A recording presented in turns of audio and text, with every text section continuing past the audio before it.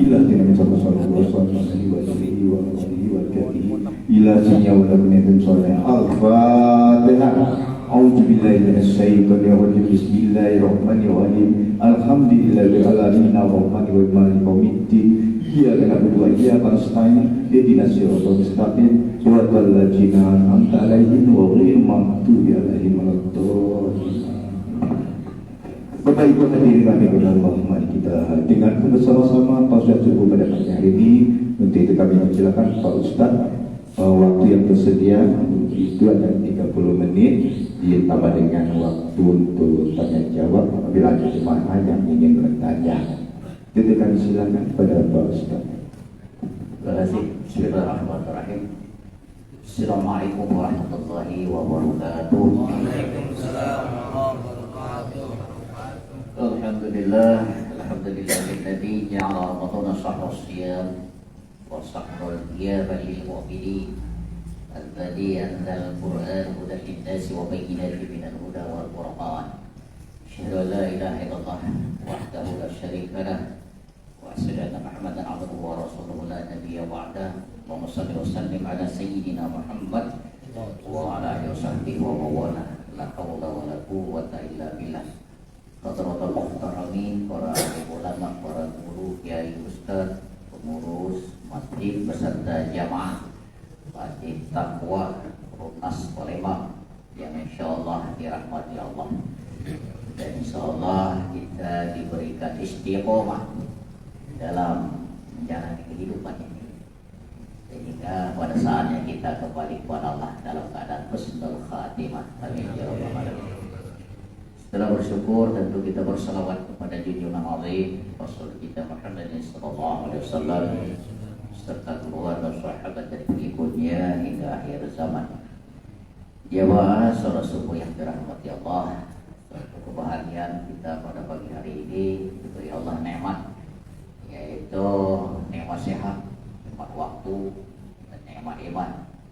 Banyak diantaranya yang merupakan nikmat-nikmat ini. Maka dikatakan bagi kita Rasul SAW, begitu banyaknya orang yang lupa dengan nikmat ini sampai beliau mengatakan, andai saja kamu tahu bahwa nikmat itu adalah nikmat yang terbesar, yaitu diantara nikmat-nikmat yang ada di muka bumi ini. Jadi kebanyakan mereka itu lupa. Nah, lupa kalau nikmat sehat itu setelah sakit. Jadi Pak Haji Zainal kemarin menurut saya, Pak Ustadz besok jangan lupa bahwa hari Rabu pagi setelah kita sesuaikan dengan jadwal-jadwal yang sebelumnya adalah jadwal Pak Ustadz untuk mengisi tausiah subuh. Saya bilang Pak Denal bahwa kami masih belum sehat betul, Jadi ada beberapa jadwal yang kami batalkan karena kondisi yang kurang fit.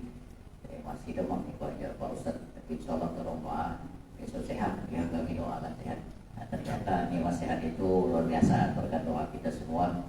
Hari ini kita diberikan nikmat sehat, nikmat iman, nikmat Islam, tentu nikmat waktu sehingga kita dapat hadir di rumah Allah ini. Watisitami wa malaikatul lail wal malaikatul nahar fi sholati subhi. Fi sholati subhi artinya dia dalam sholat subuh ini berkumpul malaikat Allah, malaikat malam, malaikatul lail wal malaikatul nahar, dan malaikat siang, di mana mereka berkumpul di sholat subuh, di sholat subhi atau di sholatul fajri. Di sholat subuh ini berkumpul malaikat Allah. Mengapa demikian? Ya, ini kekuasaan Allah bahwa alam semesta ini dijaga oleh Allah melalui malaikat-malaikatnya, yang ada malaikat malam berjaga mengganti malaikat siang. Hari ini malaikat malam akan kembali ke tempatnya, kemudian digantikan oleh petugas malaikat siang, sip jaga ini, dan mereka berkumpul di satu tempat yang namanya sholat subuh berjamaah. Mereka menyaksikan orang-orang yang sholat subuh, ya, antarakan doa-doa orang yang sholat subuh ini. Maka bersyukur bisa sholat subuh ini karena doa-doa kita diijabah di Ramadan, bulan suci Ramadan, di akhir-akhir Ramadan ini. Kenapa demikian? Karena Ramadan ini tinggal beberapa hari lagi akan meninggalkan kita, ya. Ada yang ditinggal Ramadan, ada yang meninggalkan Ramadan. Nah, Nah, ini banyak yang meninggalkan Ramadan juga bulan puasa tadi. Insya Allah kita dapat mengakhiri Ramadan ini dengan penuh ketakwaan dan dengan penuh kekhusyuan. Karena semakin hari ini semakin dikit. Tapi di masjid takwa ini alhamdulillah sholat subuhnya ya sama dengan sholat Jumat. Jadi kalau sholat subuh lah sama dengan sholat Jumat ini insya Allah kemakmuran di tempat itu, ya kemuliaan di tempat itu akan Allah lipat gandakan. Karena hari ini banyak orang-orang yang kata Buya Hamka itu hanya mengaku Islam, ya kalau mau melakukan Islam ya lihat sajalah dia di sholat Idul Fitri atau Idul Adha. Ya, di Lebaran kalau bahasa kita, di Lebaran itu ramai orang-orang Islam yang berkumpul di masjid musola tanah lapang. Nah, mereka bergembira akan kedatangan daripada hari kemenangan. Ya, dan orang-orang yang bergembira itu diantaranya bergembira orang yang berpuasa. Lisu'imi farhatani, farhatun inda fitri wa farhatun inda liqa'i rabbi. Itu bunyi hadisnya. Orang-orang yang berpuasa itu bergembira. Kegembiraan yang pertama nih, jadi ada dua farhatani, ada dua kegembiraan. Kegembiraan yang pertama, kegembiraan waktu dia berbuka. Ya, terjemahan berbuka ini waktu dia berlebaran. Jadi berlebaran ini gembira. Itu yang dikatakan kegembiraan yang pertama. Kegembiraan yang kedua pada saat dia menghadap Rabbnya, menghadap Allah dengan amal-amal puasa. Ini insya Allah ya belum lebaran orang lah gembira, ya kan? Gembira, kenapa? Jauh hari belum hari pertama puasa, hari kedua sudah bertanya, Pak kapan lebaran? Nah ini, jadi saking gembiranya orang-orang ini, ya. Kapan ketemu, kapan lebaran? Nah, memang ada hadisnya. Hadis yang mengatakan orang yang berpuasa itu mendapatkan dua kegembiraan. Kegembiraan dia berbuka atau dia berhari lebaran. Yang kedua, gembira dengan amal-amalnya ketika dia menghadap Allah. Tentu gembira yang lebaran ini mungkin ya setiap orang dapat bergembira. Puasa tak puasa, ya Islam atau mukmin dia dapat kegembiraan kan merami di hari lebaran. Sehingga tak pajak lewat lagi jalan itu penuh orang berjalan untuk bersilaturahim. Nah, jadi silaturahimnya macam-macam.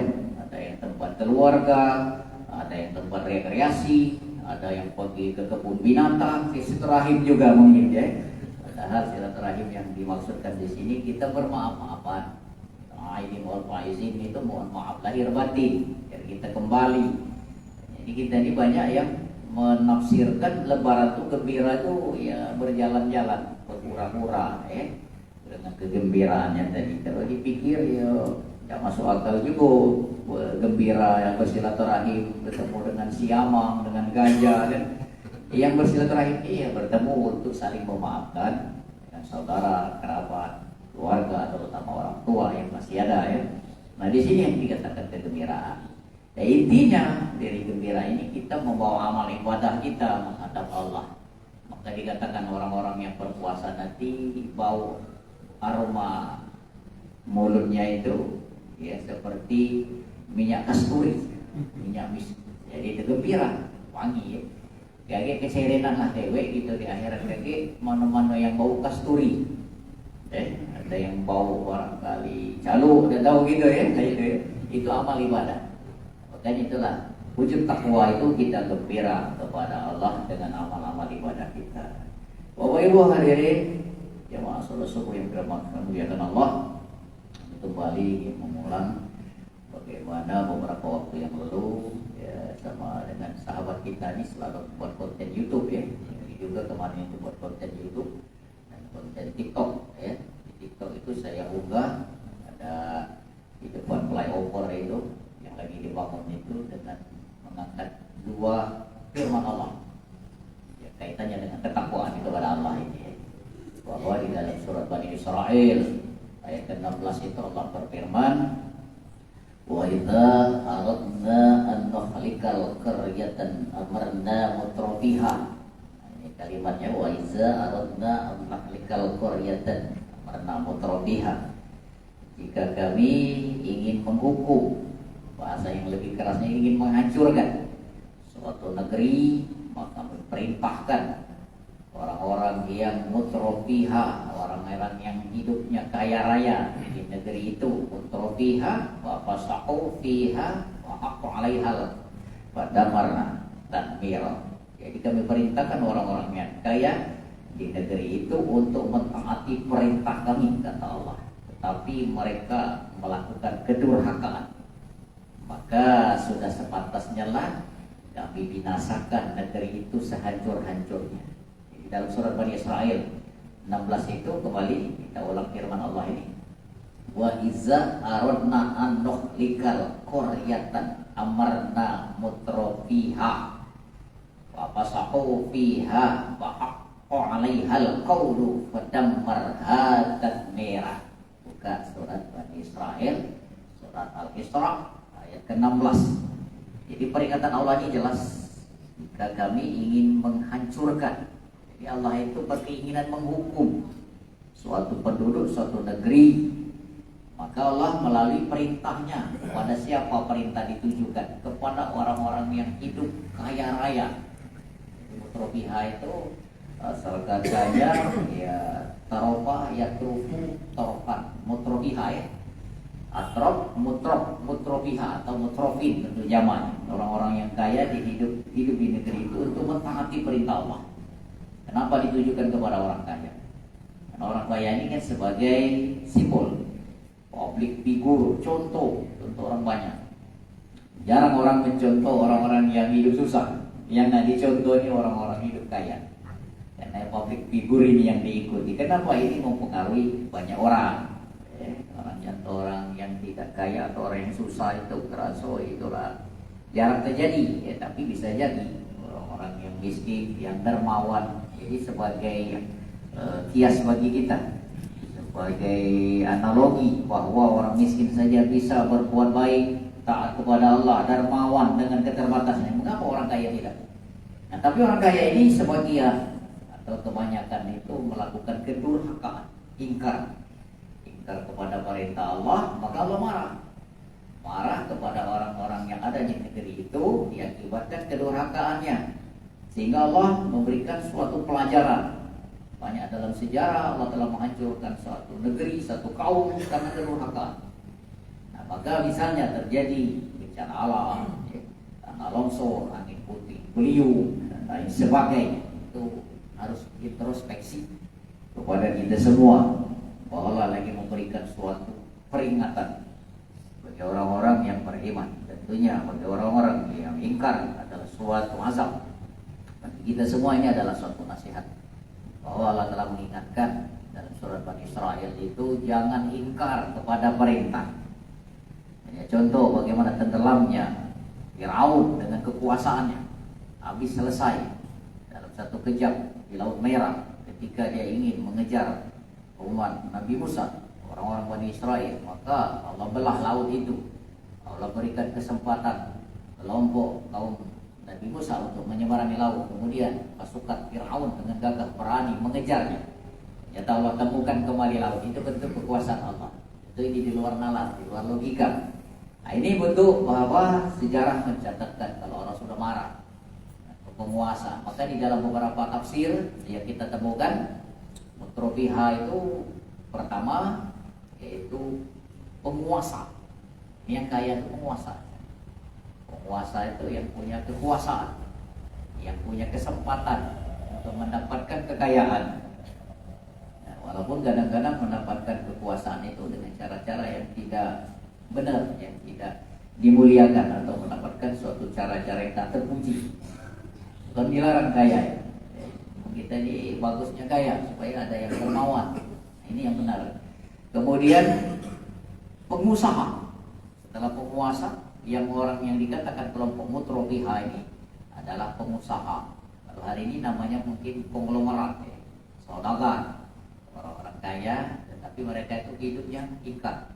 Dan sejarah Allah juga memberikan satu pelajaran bagi kita bagaimana Korun ditenggelamkan Allah bersama harta bendanya ke dalam perut bumi karena keingkarannya kepada Allah.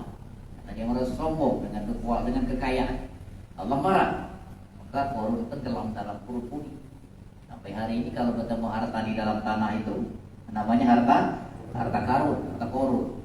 Ini tentu Allah memberikan pelajaran kepada kita. Dan mereka ini yang menjadikan contoh seharusnya. Kalau penguasa ya dia berlaku adil, melindungi rakyatnya. Hari ini barangkali ya di media sosial kita ini selalu bermedsos ini viral seorang anak muda yang lagi membuat konten di TikToknya, di YouTube-nya, mengkritik kekuasaan.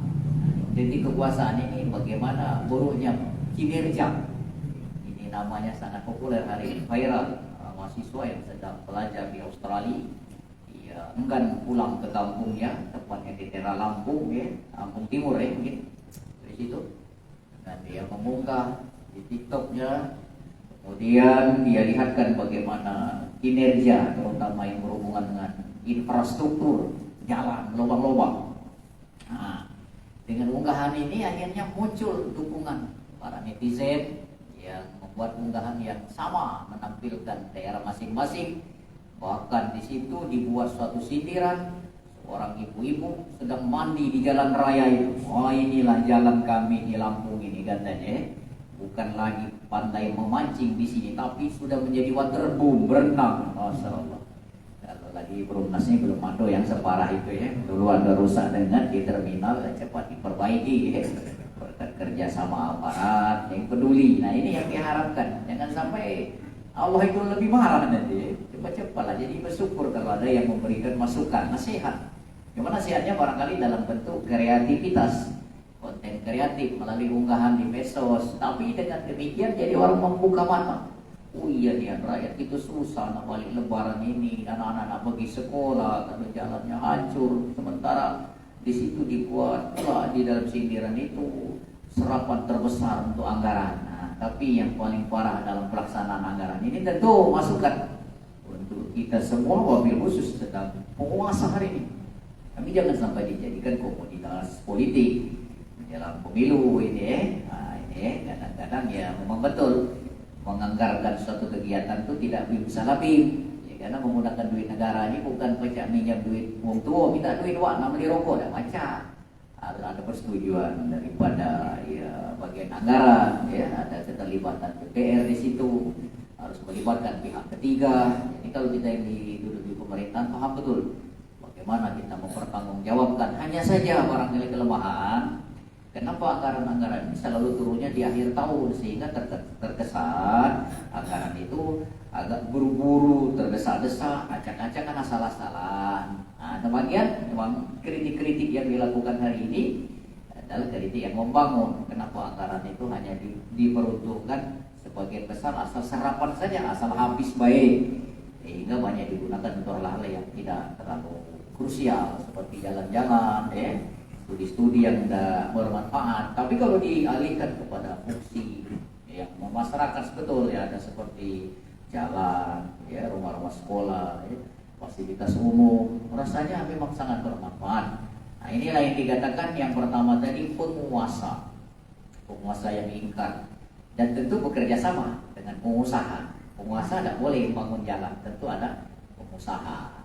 Kalau anggaran 1 triliun hanya dibangunkan cuma 100 juta, rasanya jangankan Allah Ta'ala marah, ya, ikan lele di jalan pun marah. Kenapa jadi kolam semua tengah jalan? Ini yang terjadi di negeri ini. Maka dikatakan apa yang dikatakan di dalam surah Bani Israil ke-16 tadi, mutrofiha, orang yang kaya raya tapi hidupnya ingkar kepada amanah, kepada perintah Allah. Mereka itu tidak melaksanakan tugasnya sebagai orang kaya. Yang harusnya kalau penguasa ya mengayomi orang-orang yang di bawah kekuasaannya. Kalau pengusaha ya harus berlaku adil. Bagaimana mensejahterakan. Contoh di Sumatera Selatan ini ada Pertamina, ada Pusri. Jadi kita tentu tidak akan menerima kalau hanya mendapatkan imbas polusi saja, hanya sungai penuh banyu mati. Kalau iwan ini yang berlaku zalim artinya. Kemudian bau amoniak PT Pusri, ya, kita dapat asapnya baik, dapat radiasinya baik, dapat polusi. Tentu ada bagaimana kekuasaan dan penguasa dan pengusaha ini berbuat keadilan. Nah, ini yang barangkali kritik ini sudah jauh di dalam Al-Quran. Kalimat-kalimat hedonis itu adalah peringatan Allah di dalam Al-Quran. Kalau hari ini banyak pelaku-pelaku hedonis, orang-orang yang hidup mewah diposting-posting di media sosial, tentu kita harus mengkoreksi diri. Jangan marah kalau ada yang koreksi, karena hari ini adalah hari di era keterbukaan, globalisasi. Ini contoh saya ceramah ini langsung dilihat oleh sejagat raya ya, melalui channel YouTube Masjid Taqwa Perumnas, betul ya? Saya pun tidak pernah dikasih, satu ini dikasih, sudah ceramah dikasih Ustaz. Tapi saya buka-buka, saya browsing di internet, oh ini ada. Jadi begitu saya lihat, oh ini betul-betul ini keren. Jadi media ini sangat membantu dalam berdakwah, dalam memberikan informasi yang positif kalau kita sikapi dengan positif. Tapi sebaliknya bisa juga menjadi sesuatu yang negatif kalau kita menyalahgunakan daripada fungsi media atau elektronik ini. Kemudian yang ketiga, bahwa siapa yang dikatakan kelompok mutrobiha tadi adalah kelompok pemuja atau orang-orang yang hidupnya berpoya-poya, ini adalah kelompok hedonisme materialistis yang disebut kaum artis, selebritis. Nah, selebritis ini dengan mudahnya mencari duit, loncat-loncat, modal-modal sedikit dapat dibayar sampai ratusan juta, ya kan? Ya, sebagai analogi saja. Artis itu cuap-cuap sebagai pembawa acara, ngisi konten di beberapa stasiun TV atau media-media yang lain, bayarannya ratusan juta, ya kan? 50 juta macam tukul itu, sekali modal bertepuk-tepuk, ngumpul-ngumpulkan orang, ya. Sekarang banyak konten podcast segala macam. Nah inilah barangkali yang mereka dengan mudah mencari uang, tapi juga dengan mudah menghamburkan uang dan dipamerkan. Dipamerkan ini artinya diperlihatkan kepada orang banyak, sehingga orang banyak ini kepengen nak ikut, nak mencontoh hal-hal yang positif, bagus. Itulah manfaatnya tadi, kita memberikan suatu pembelajaran, edukasi atau tarbiyah kepada orang ramai dalam bentuk pendidikan. Tapi kalau dalam bentuk hura-hura, ada yang memposting tas harga 30 juta, jam tangan 2 sampai 20 miliar, kadang-kadang tidak masuk akal, ya. Sepatu dasi saja beli di luar negeri 30 juta, sepatu 50 juta dipamerkan di televisi, dipamerkan di media-media sosial, kan membuat kecemburuan. Sehingga hal-hal ini dipaksakan banyak orang untuk mengikuti gaya-gaya hedonis tadi, hidup mewah. Hari ini maka banyaklah perbuatan-perbuatan yang tidak terpuji. Orang melakukan pembegalan, perampokan karena mengikuti cara-cara hedonis. Cobalah kalau penguasa, pengusaha, kaum selebritis menampilkan hal-hal yang berakhlak, yang memberikan contoh bagaimana hidup sederhana, bagaimana berbagi, bagaimana peduli. Nah ini yang dikatakan pelajaran orang-orang berpuasa, pelajaran berbagi, pelajaran peduli. Oleh karena itu di dalam firman Allah yang berikutnya, Allah mengingatkan dalam surat Al-Anfal ayat ke-25, A'udzubillahi minasyaitonir rajim, wattaqu fitnatan la tusibanal ladzina zalamu minkum khassah. Dan peliharalah dirimu dari siksaan yang tidak hanya menimpa orang-orang zalim saja di antara kamu, siksa yang tidak hanya menimpa orang-orang yang zalim saja di antara kamu. Artinya kalau Allah menimpakan siksa, Allah hanyutkan negeri itu, orang yang tak zalim pun ikut hanyut. Maka diperingatkan, wattaqu fitnatal la tusibanal ladzina zalamu minkum khassah. Pelihara, hati-hatilah, waspadalah. Peringatan waspada, Allah telah memperingatkan waspada. Pelihara dunia ini, jangan sampai Allah marah akibat perbuatan orang-orang atau kelompok orang yang zalim, tapi sisanya untuk semua orang. Contoh tsunami di Aceh. Di situ kan banyak terkenal, ada ladang ganja, ada pemberontakan. Tapi yang dihanyutkan tsunami itu kan banyak juga orang-orang yang tidak salah, orang-orang yang tidak zalim, ya. Ada mungkin Ustadz Kiai juga yang melo hanyut. Pokoknya semuanya berlaku semua. Makanya wattaqu fitnatan la tusibanal ladzina zalamu minkum khassah wa'lamu annallaha syadidul 'iqab. Karena Allah itu memberikan azab itu sangat pedih. Dia tidak memandang bulu kalau orang sudah marah. Ini surah Al-Anfal 25. Boleh dibaca, boleh dibuka nanti ya. Buka di tafsir juga. Bahwa terjemahan wattaqu fitnatal la tusibatal ladzina minkum. Wattaqu fitnatal la tusibatal ladzina minkum khasab. Jadi jangan sampai kita itu terjebak oleh kesalahan kelompok. Maka diingatkan, jika kamu melihat suatu kemungkaran, maka cegahlah dengan apa? Biadi, dengan tangan. Kalau kita tidak mampu, ya tidak usah dilakukan. Siapa yang bisa mencegah kemungkaran dengan tangan? Ini peraturan negara, ya, yang punya kekuasaan. Jadi kalau kamu melihat suatu kemungkaran, maka cegahlah. Ini mencegah lebih baik daripada mengobati, daripada untuk melakukan tindakan. Cegahlah dengan tanganmu, tidak mampu dengan tanganmu, dengan lisanmu, lisani, dengan lisan, dengan omongan, ya. Tidak mampu juga, ya, dengan hati, dengan kolbi, dengan hati, dengan doa. Walaupun itu dikatakan iman yang selemah-lemahnya. Wah, apalah iman. Iman yang lemah itu yang diam saja, tapi dia mendoakan kebaikan. Tidak setuju dengan kejahatan, dengan kezoliman, tapi dia diam. Maka apa dia diam? Yang mampu dengan kekuasaan, ya penguasa. Cegahlah kerusakan negeri itu dengan tangan. Ya. Kekuasaan itu enak, ya, dengan tangan. Kalau kita punya kekuatan, tapi tidak mampu, ya dengan lisan. Ini seperti para guru, ustadz, ya, para tokoh-tokoh masyarakat, dia membuat suatu, ya, pengajaran, menyampaikan kebaikan dan keburukan, amar ma'ruf nahi munkar dengan lisan. Tidak mampu juga kita orang-orang awam yang tidak punya kekuatan, tidak punya juga kemampuan untuk menyampaikan dengan lisan, cukup dengan doa, dengan iman kita, dengan hati. Walaupun itu iman yang paling rendah. Maka di sini ada memotivasi supaya kita menjadi penguasa, menjadi pengusaha, supaya kita punya kekuatan untuk menyampaikan amar ma'ruf nahi munkar. Nggak berteriak-teriak baik. Kalau ustaz cuma berteriak-teriak baik, untuk misalnya, ya, keluarkan zakat. Tapi kalau di zaman Nabi, zaman Rasul dulu, zaman para sahabat, Umar itu didatanginya ke rumah, bawa pedang, orang dah bawa zakat. Ini karena kekuasaan. Kita mau nggak sanggup. Jangan melakukan perjudian, teroboh kenyang, tempat-tempat maksiat, hiburan malam. Nah, tapi kalau kita ini paling dengan lisan, itu berdosa, tidak boleh. Nah, kita yang tidak sanggup, ya Allah, berikanlah kesadaran, ya Allah, jauhkanlah kampung kami, negeri kami dari maksiat. Bukakan hidayah agar mereka mau melakukan kebaikan. Itulah dengan hati. Kita tidak setuju dengan kejahatan, tapi kita tidak punya kesanggupan. Nah, ini kita dengan hati ini sudah bagus daripada tidak. Walaupun itu kategorinya paling rendah di antara tadi. Di antara dengan tangan, dengan lisan, tapi cukup dengan hati. Walaupun itu paling rendah derajatnya. Tapi yang tidak melakukan sama sekali, itu yang tidak beriman. Diam-diam, tak baca, menolak juga tidak.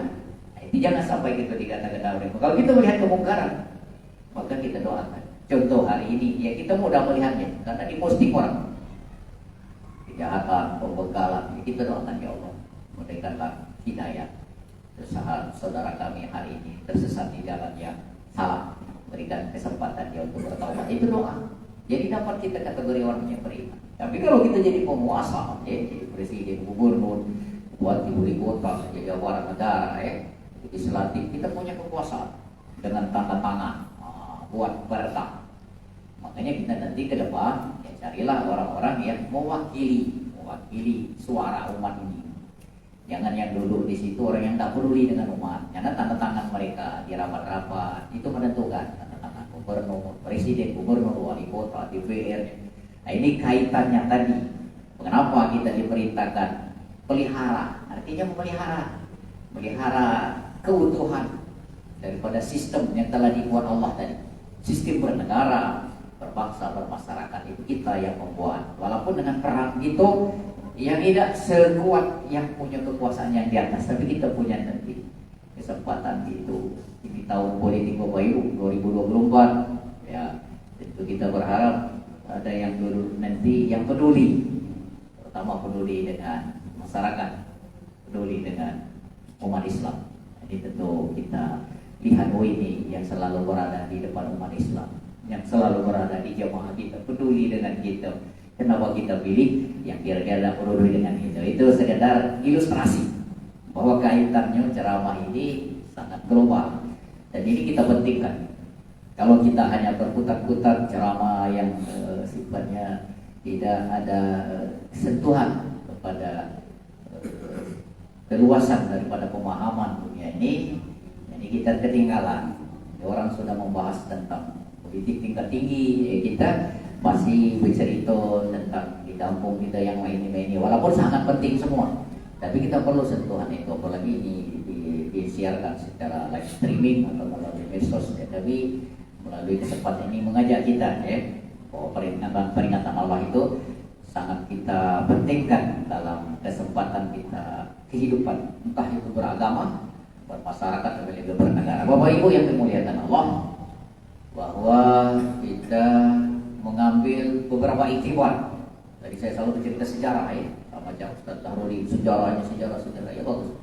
Dalam sejarah yang lain, bagaimana tentang kepemimpinan, bagaimana tentang beramal, bahwa di dalam abad ke-14 di kerajaan Turki Utsmani ada seorang raja namanya Raja Murad keempat. Turki hari ini yang sudah menjadi sekuler, dulu bagaimana ketika Islam berjaya di sana ya, ada seorang pemimpin Sultan Murad 1, 2, 3 yang keempat. Bahwa Sultan Murad keempat ini suatu malam beliau tidak bisa tidur. Ini sekadar ilustrasi bagaimana seorang penguasa. Tidak tidur itu bukan mikirkan proyek tender, bukan, mikirkan umat. Karena beliau selalu bergerilya di malam hari. Medsos belum ada. Kalaupun mereka mau ke lapangan, diam-diam menyamar, dikelilingi rakyat-rakyat di pojok-pojok kota. Seperti yang dilakukan sahabat Rasul Umar bin Khattab. Itu pernah terjadi.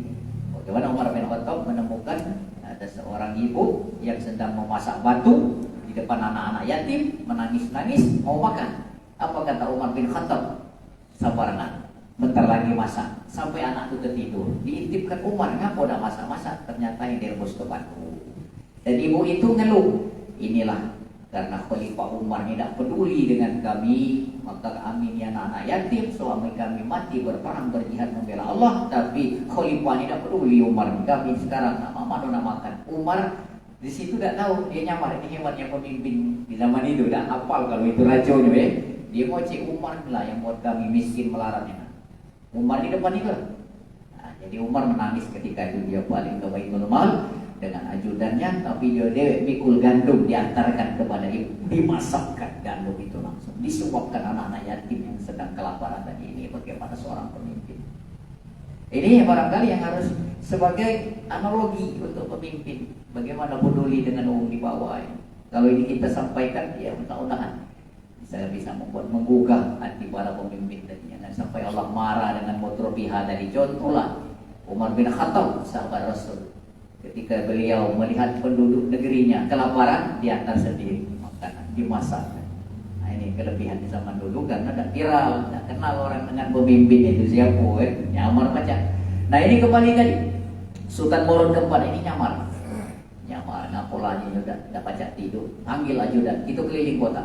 Nah, pasnya ternyata ada hal yang ditemukan di sosok kota, ada seseorang lelaki terkapar meninggal di situ.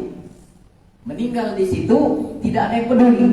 Orang ngerumun-ngerumun cuma nonton main. Biasalah kalau hari ini ngerumun di video kan, dikirim video. Kalau hari ini ada tabrakan, ada bakal, dulu belum ada. Tapi Sultan Murad bertanya, siapa ini? Kenapa kalian biarkan dia tergeletak di sini? Wahai Tuan, kata orang-orang yang berkumpul, tahukah Tuan, ini adalah lelaki yang tidak bermoral. Kenapa demikian? Kata Sultan Murad. Karena tiap malam pekerjaannya pergi ke tempat-tempat maksiat, dia membeli minuman-minuman keras, dia booking perempuan-perempuan nakal, dia bawa keluar. Jadi dia tidak layak diselenggarakan, biarkan saja dia di jalan. Sultan Murad bertanya, ada yang tahu rumahnya? Ada yang tahu, saya bayar. Nah ini, saya bayar, antarkan. Saya ikut, diantarlah jenazah lelaki itu sampai di rumah. Keluarlah seorang perempuan.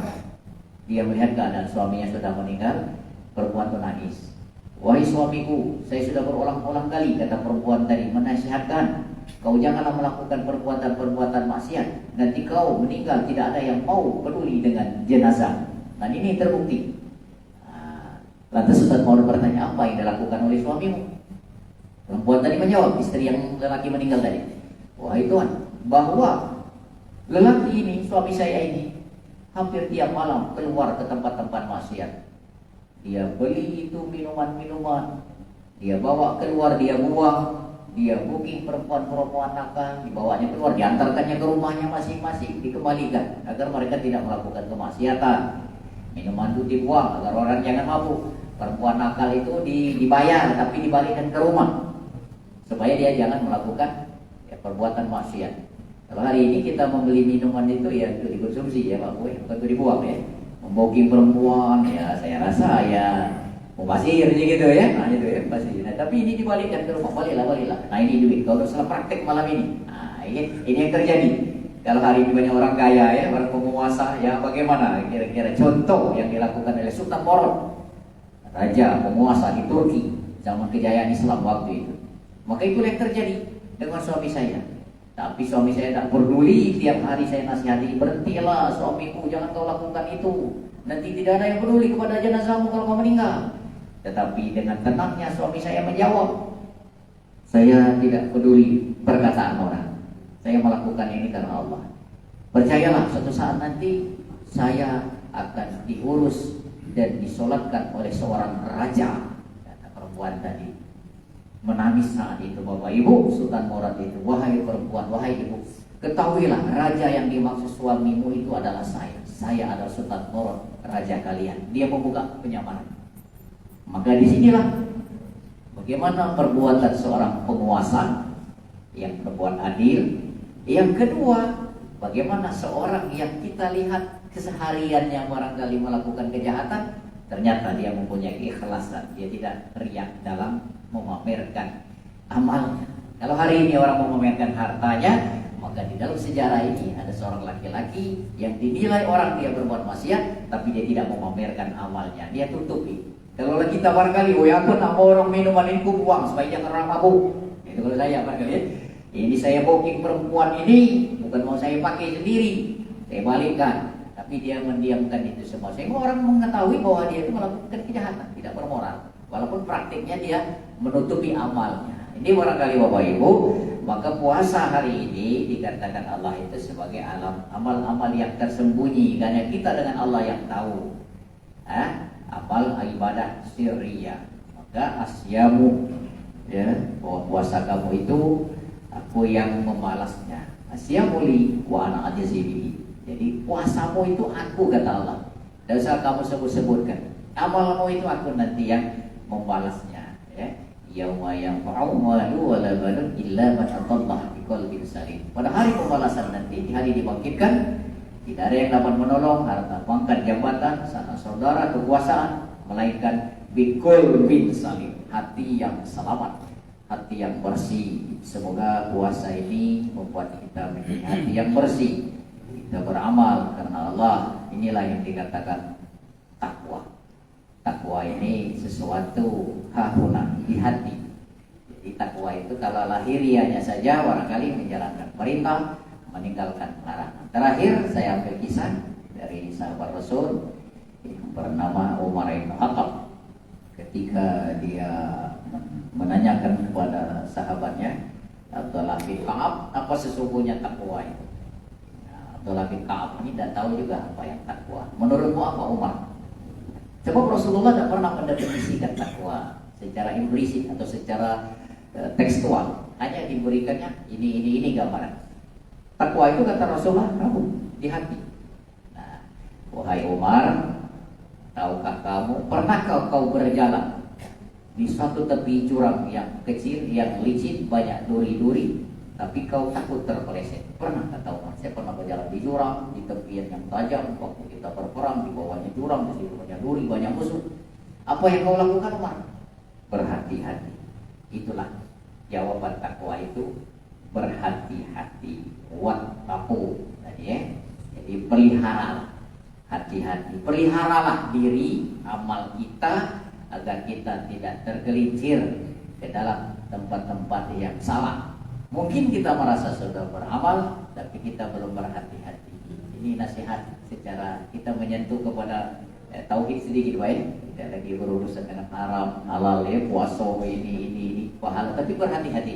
Mudah-mudahan puasa kita ini membuat kita berhati-hati dengan Allah, menerima ibadah kita ini karena kita melakukannya ibadah yang sirriyah, ibadah yang tersembunyi, hanya Allah yang tahu dan Allah yang memberikan ganjaran-ganjaran pahala kita, sehingga kita senantiasa termotivasi untuk memotivasi diri sendiri berbuat kebaikan, beramal ibadah ini bukan lantaran atau nawaitu yang lain. Man shoma Ramadan imanan wa ihtisaban ghufira lahu ma taqaddama min dzambi. Barang siapa yang berpuasa Ramadan ya semata-mata iman karena Allah, maka Allah akan mengampuni dosa-dosa kita. Allah terima amal ibadah kita dan Allah masukkan kita pada kelompok-kelompok orang yang ta'allakum tattaqun. Terima kasih atas segala perhatiannya. Mohon maaf atas segala kekurangan, kehilafannya, keterbatasan kemampuan kami. Mudah-mudahan puasa ini telah melebur dosa-dosa kita ini. Allah ampunkan kita. Sebentar lagi kita akan kembali untuk menjadi fitrah. Tentu di luar Ramadan ini kita meningkat amal ibadah kita karena kita telah berlatih melakukan diklat, pendidikan dan latihan di pendidikan madrasah Ramadan di masjid rumah Allah di Taqwa Perumnas ini. Selesai Ramadan, subuh ini tambah ramai, ya kan? Subuh ini tambah ramai. Masjid Taqwa ini dari beberapa masjid yang kami lihat adalah termasuk masjid yang ramai jamaah subuhnya. Mudah-mudahan apa yang dijanjikan Allah, wallahu anna ahla amanu wattaqau la fatahna alaihim barakatim minas samai wal ardh. Apabila penduduk negeri itu beriman bertakwa kepada Allah, Allah limpahkan rahmat karunia yang turun dari langit. Allah sempurnakan nikmat-nikmat dari dalam bumi berupa kesuburan, kemakmuran. Walakin kazzabu wa husnahum bima kanu yaksibun. Sebaliknya jika mereka ingkar dusta kepada ayat-ayat kami kata Allah, maka Allah sudah sepantasnya menimpakan azab kepada penduduk negeri itu. Dan ini nyatanya Allah memuliakan kita dengan memakmurkan rumah Allah ini dengan sholat subuh yang luar biasa ramainya ini. Insya Allah nanti kita dikumpulkan Allah di yaumil qiyamah nanti dalam jemaah subuh di Masjid Taqwa ini dalam keridhaannya. Amin ya rabbal alamin. Terima kasih sekali lagi. Mohon maaf lahir batin kita lebaran mungkin banyak hal-hal yang keliru hilaf dan salah. Insya Allah nanti kita ketemu di lain waktu lain kesempatan. Billahi taufiq wal hidayah wa ridwan. Assalamualaikum warahmatullahi wabarakatuh. Waalaikumsalam warahmatullahi wabarakatuh. Pada Bapak Ibu, terus silakan kalau ini ingin jam ada yang ditanyakan. MC itu kan nanya yang lain apa ini? Jadi mana MC ini tipu dulu ya. Baiklah Pak Ustadz, ini karena disuruh nyanyi, nanya dulu juga nih ya. Nah ini di sini Bang ceramah Ustadz sangat menarik sekali karena di zaman dulu itu kepedulian sesama manusia ya. Nah kalau kita lihat di sini di suatu organisasi itu karakter saling jatuh-jatuhkan, saling memojokkan, saling tidak peduli ya dalam suatu organisasi. Karena kalau di organisasi itu punya jabatan tadi jadi tidak dipedulikan. Karena mungkin ada kesalahan kecil atau kesalahan besar kita tidak tahu, tapi tidak dihargai sama sekali. Dia lebih menghargai orang yang lain. Itu bagaimana tipe-tipe orang yang seperti itu Pak Ustaz? Terima kasih. Pertanyaan di organisasi ya. Organisasi menjadi pengurus organisasi atau pengurus institusi ya. Ya, setiap orang tentu kepengen tampil dan ya tampil menjadi seorang yang sukses. Jadi sukses itu kan tentu secara umum berdasarkan kemampuan, prestasi, kalau bahasa orang kerennya itu kompetensi. Jadi kompetensi ini mengeksplor, mengeluarkan kebacaan kalau bahasa kita ya. Jadi itu baca jadi pemimpin, tentu misal baca jadi kepala sekolah misalnya. Nah, tapi berkali lah sudah diklat, sudah melakukan pelatihan, pangkat golongan terpenuhi, belum juga ada kesempatan untuk menempati posisi. Ya, itu barangkali Allah belum menghendaki amanah itu kita yang megang. Pak yang sempat jadi kepala sekolah, tahu-tahu pensiun barangkali. Di kelas sudah, karena golongan 4. Tapi kapok loh ya mungkin Allah tahu yang terbaik bagi kita. Walaupun aku nih Pak berkas aku lama itu bujuk tinggal diteken baik oleh kepala wali kota apa baik. Tiba-tiba digeser, ada yang ngiri yang dengki. Kurang lebih itu maksud biasa ya. Jadi duniawi namanya. Tapi kalau Allah sudah berkehendak itu kun fayakun. Tidak baca. Kalau Allah sudah menghendaki itu nak digeser, tidak baca. Jadi seseorang itu mulia itu bukan karena perbuatan manusia, karena kedengkian atau segala macam. Orang jatuh juga bukan karena manusia ya. Itu karena memang qadarullah. Jadi qadarullah ini ketentuan. Qadar dan qadarnya Allah. Tidak usah lagi itu terlalu ngoyo, ngotot, memaksakan diri, apalagi sampai melakukan perbuatan tak terpuji ya. Nah, menjadi sesuatu yang mungkin kita inginkan. Kalaupun Allah berkehendak, ya ada ganti yang mustahil. Ada ganti juga yang siapa tahu kadang-kadang tidak perlu nyangko. Macam Presiden RI itu kan biasa-biasa ya kan. Dari Solo tukang mebel ya. Macam jadi wali kota, periode jadi gubernur, DKI jadi presiden kalau Allah sudah berkehendak. Taruhlah kita tak berduit, tak bermodal, luang modal gitu kalau kepengen dengan gitu. Nah jadi ini tak usah khawatir ya. Jawa nak jadi ketua masjid baik orang yang tak kalah. Kamu tak bergaji Pak Ustaz. Kaget Pak Zainal, ketua masjid yayasan depan ini ya, ketua yayasan, apalagi ketua yayasan gitu bagi jadi wali kota, kerasa hijau kan marbon gitu. Jadi lumayan baik ya, lumayan baik. Jadi penceramahnya mulai segala ini disejahterakan. Memang di situ memakmurkan rumah Allah itu termasuk memakmurkan kepengurusannya. Apa sekarang ini orang tak perlu galak ikut jadi ketua RT. Coba di Jakarta sana Pak Ridwan berebut orang nak jadi ketua RT 3 juta sebulan ketua RT. Pak Heri jadi wali kota kan ini juga ketua RT jadi 2 juta. Siapa tahu kan ini yang dikatakan tadi bahwa ada terkaitan penguasa pengusaha. Jadi kalau kedua-dua ini kerjasama jadi barang itu kata Muhammad MD jadi baik bisa jadi baik. Jadi jahat bisa jadi jahat. Oke, kita berdoa selalu agar negeri kita ini dikarunia pemimpin yang adil, pengusaha yang jujur, dan kelompok-kelompok teknologis ini menjadi bermoral dan rakyat di negeri ini menjadi makmur. Bayangkan kalau kita melihat negeri kita ini kurang apa lagi sumber daya alam, melimpah ruah, sumber daya manusia banyak, tinggal nunggu waktunya baik. Kita ini nak makmur. Dan itu ditentukan oleh pemimpin gitu. Mudah-mudahan kita tidak salah milih pemimpin yang akan datang. Amin. Ya, Robbal. Kurasa itu baik ya. Terima kasih Pak Ustaz lagi saya. Saya mau sudah cakep, sudah lulus cakep, sudah diusul ke tapi sekarang tak jadi kepala sekolah. Sampai saya pensiun sekarang ini. Ya mungkin aku waktu belum berkehendak. Terima kasih Pak Ustaz. Iya Pak. Itu tidak sengaja, itu petunjuk Allah wayang. Aku tidak boleh nyindir Pak. Iya tidak ya. Kira-kira gambarannya tadi. Cuma itu Pak Denal. Cuma tetap karang, tetap kenal rumahnya ya. Iya, itu benar. Aku tidak perlu sengaja. Masih dia tidak. Nah, jadi kepengen jadi kepala sekolah. Beda jadi terus pensiun. Emang lah kertasnya nak disalin. Amin. Mudah-mudahan Pak ya, amal ibadah kamu sudah diterima Allah. Ya kan? Jadi gini, khairun nas anfa'uhum linnas. Dan jadi kepala sekolah jadi MC itu luar biasa. Iya, terima kasih. Nah, bahasa ini nak nanya silakan Mbak. Masih ada lagi. Waalaikumsalam. Menurut ICW, pejabat kita ini 20% kayo Pak. Oh iya. Kayo.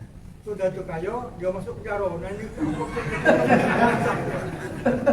ini kan Kayu masuk penjara ini banyak belaju. Masya Allah. Dengan Pak siapa nih? Pak Serudi. Pak Serudi. Jadi kayu masuk penjara, polisi ya. Indonesia Corruption Watch 20% pejabat itu kayu. Jadi yang tidak masuk penjara juga banyak Pak. Ya, nanti yang masuk penjara itu sebagian kecilnya saja ya. Ya, tapi kalau dihitung kata Mahfud MD itu udah kan yang korupsi, korupsi kalau cuma ada ketangkap ada kita. Nyingok ke udara korupsi kata, nyingok ke laut korupsi, nyingok ke hutan korupsi, nyingok ke mana-mana korupsi kan kata Mahfud MD, Menko Polhukam yang ngomong ini. Di situlah katanya pejabat itu hari. Tentu ini pembelajaran bagi yang belum jadi pejabat ya. Ya untunglah ada jadi pejabat tadi, masih jadi pejabat masih penjara dulu dari tempat nasihat. Apa hikmahnya? tentu jadi pejabat lah, di penjara nah kepala sekolah yuk. Sudah nak bos pak ya. Ada kerepot jemaah masjid ini nak besul. Ambil hikmahnya baik. Jadi hati-hati mengawat kaku finatan la tusiban allazi dalam minkum khasab. Jadi pelihara hati-hati. Jangan sampai. Ini peringatan. Makanya takwa hahuna hati di dalam hati. Kata Umar bin Khattab tadi menasihati atau lebih Ka'ab tadi kalau berjalan di tempat yang licin hati-hati. Kalau tergelincir, kira-kira itulah. Makanya banyak yang tergelincir dan ada hati-hati. Karena ketertarikan dengan dunia al-manzilun za'il. Kata Imam Ghazali, harta itu seperti mengejar bayang-bayang. Ya, bayang itu dekat, nak dikejar terus. Nah, waktu ngejar bayang-bayangnya kadang-kadang tergelincir. Jadi seperti minum air garam, air laut, tambah diminum, tambah haus. Nah, itulah kekuasaan. Jadi air laut itu lagi diteguk kalau lautan itu masih haus, karena masih. Makanya hati-hati, banyak nasihat. Tinggal kita bayar lagi ya. Nasihat yang baik kita ambil. Jadi itibar pembelajaran. Mudah-mudahan kita ini selamat di dunia, selamat di akhirat. Amin ya rabbal alamin. Kita tutup dengan sama-sama doa. Ya, bisa silakan Pak Ustaz.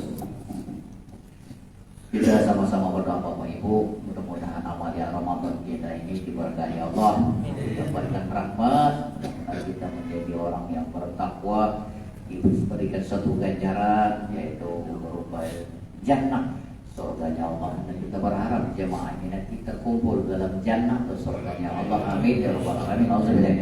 Bismillahirrahmanirrahim. Alhamdulillahirabbil alamin wassalatu wassalamu ala asyrafil anbiya'i wal mursalin sayyidina Muhammadin wa ala sahbihi ajma'in. Allahumma akrimna li taubatan nasuha ya Allah. Allahumma akrimna li ilman nafi'a. Allahumma akrimna li rizqan wasi'an wa halalan tayyiban mubarakan fi ibadatillah. Allahu latifun bi ibadihi yarzuqu man yasha wa huwal qawiyyul 'aziz. Yaghfir lana dhunubana ajma'in. الذين دعوهم فيها سبحانك اللهم وتحيتهم فيها سلام وآخر دعواهم أن الحمد لله رب العالمين. تقبل الله منكم.